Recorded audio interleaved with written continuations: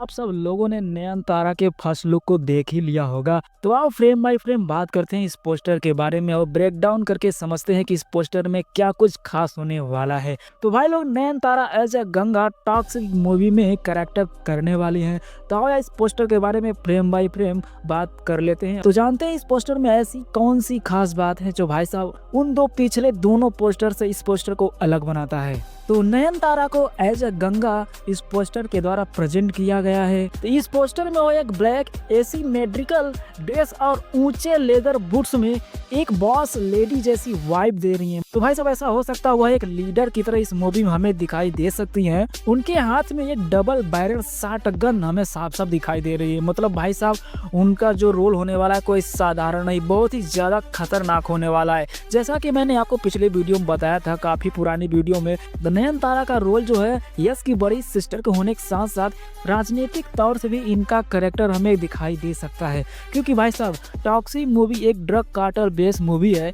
तो इस पिक्चर में न ही केवल एक्शन सीक्वेंस हमें दिखाया जाए बल्कि एक राजनीतिक पोर्शन भी हमें काफी हद तक दिखाया जाएगा, जिसे लीड करती हुई नयनतारा हमें दिखाई दे सकती हैं। पोस्टर में हमें एक आलीशान सुनहरा गेट, मतलब जैसे कोई कैसीनो या विला टाइप का कोई महल, जिस गेट के पास वो खड़ी है, मतलब ऐसा कहा जा सकता है तो ये कैसीनो टाइप का एक बहुत बड़ा महल है। ध्यान से देखा जाए इस पोस्टर में तो उनके पीछे जो है कई गैंगस्टर स्टाइल में कई आदमी खड़े हुए हैं। इस तरह से गार्ड्स उनके लिए दरवाजा खोल रहे हैं। तो भाई साहब ऐसा लगता है बहुत ही पावरफुल कैरेक्टर उनका होने वाला है। हो सकता है एक बहुत बड़े अंडरवर्ल्ड को लीड करने वाली कैरेक्टर हो सकती हैं। ऐसा भी कहा जा रहा है कि वह जो है यश की बड़ी सिस्टर का रोल करने वाली है, जो कि एक बहुत बड़े साम्राज्य को लीड करती हुई दिखाई दे सकती है।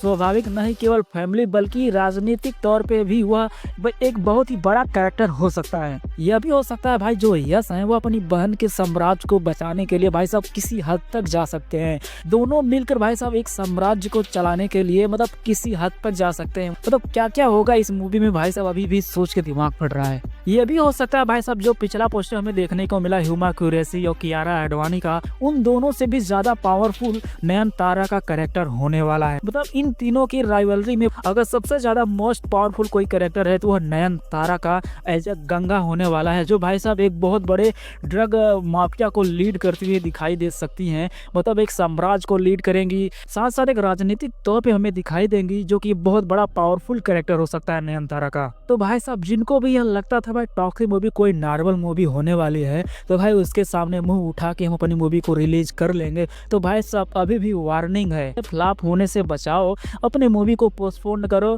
भाई इशारा काफी है मैं किसके लिए कर रहा हूँ। तो देखते हैं जैसे भी होता है, क्या अपडेट आती है, कौन कौन क्लैश कर सकता है। अगर क्लैश करेंगे तो भाई पछताना होगा, पछताने के अलावा कुछ नहीं मिलने वाला उनको। इसका भाई एक पोस्टर ऐसा वाइब दे रहा है कि मतलब जैसे इंटरनेशनल लेवल पर तबाही होने वाली है। मान के चलो अगर यह मूवी अच्छे खासे थिएटर में अच्छे खासे स्क्रीन के साथ रिलीज हो गई तो 2000 करोड़ कहीं नहीं गए हैं। बस साथ साथ इसके टीजर आने तक, जो कि भाई यश बास के बर्थडे के दिन आ सकता है, तब तक हमें 2-3 पोस्टर और देखने को मिल सकता है। मतलब मेकर्स अब 2-2 दिन के अंतर में हमें एक पोस्टर देखने को मिल सकता है।